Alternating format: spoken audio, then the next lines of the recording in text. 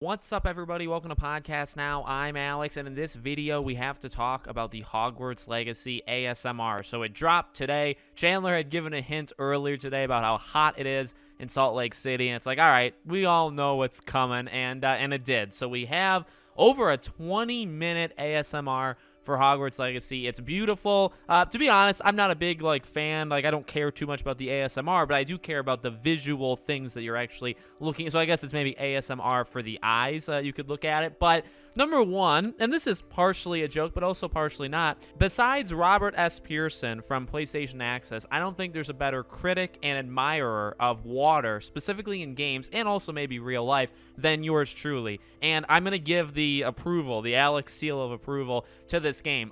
The water is not the greatest I've ever seen in my life. There's some smaller things. It's not necessarily perfect when the water is flowing. It's not necessarily moving all the foliage, right? Like the grass and stuff that you see. It's not necessarily reacting. I don't love that. So it doesn't get, like a masterpiece, like a 10 out of 10, but it is very, very good. And again, I'm going to give that seal of approval.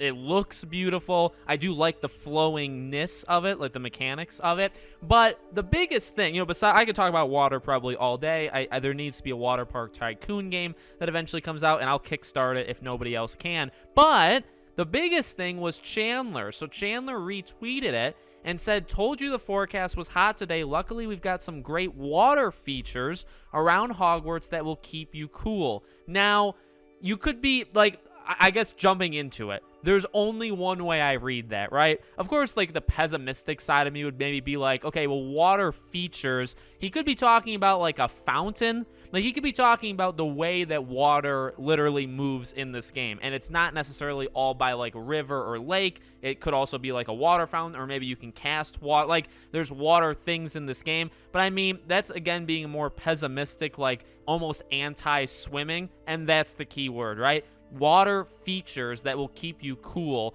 I mean, staring at a fountain while cool does not keep you cool, right? You need to actually go in the fountain. You need to go into the water. Now, I really struggle to say confirmation because he's not really confirming it. Much in the same way as almost moving around the world, or parkouring. Can you actually climb things? The thing we got, I believe, 2 weeks ago, where the ladder dropped down. I mean, you can't go up a ladder unless you can climb, and so climbing's in the game.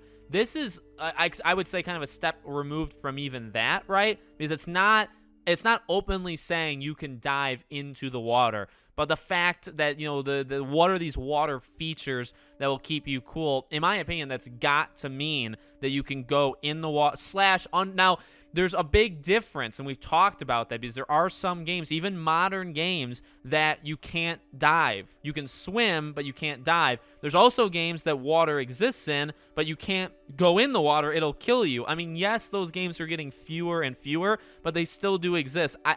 I would be very confident in saying I rule that out. I don't think that this game is not going to let you go into the water. But then will you be able to dive in it, or will you be able to just be on the top? I'm going to now assume diving. I mean, honestly, I'm pivoting. We've talked about going with your gut quite often. I'm going with my gut here, and I'm going to say I'm changing my mind, my long-standing thing. I'm going to assume that this is all a tease, that you can actually go underwater. It makes sense. People have talked about this. The idea of going into layers, right, and defeating enemies. I mean, what would be cool? And I mean, and we've seen examples of it in the Wizarding World. I mean, why wouldn't there be an underground cave, right? You dive underneath the water, you come back up the other side, right? You're going to be fighting enemies on dry land, but you're going to need to go underwater to get there. So I'm pretty confident in that at this point. It would be honestly, it's a very cruel thing to do, to tease something like that, to not have it. And again, swimming is not the most revolutionary mechanic in a game ever created.